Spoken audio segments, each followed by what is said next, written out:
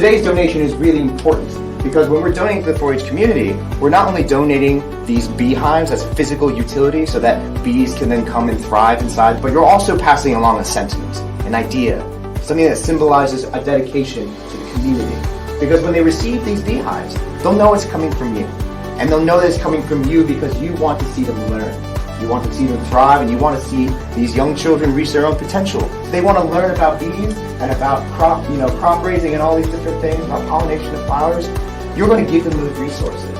And to give them these things, especially in some communities where they may not have ready access to these resources, that shows a kind of faith and belief in them that will go a lot further than you think.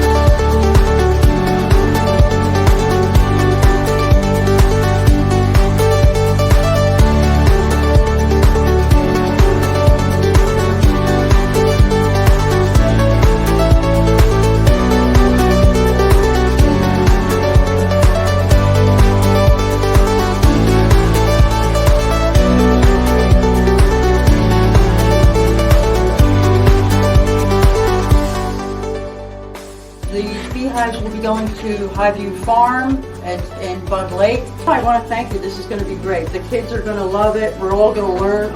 So thank you very much for everything.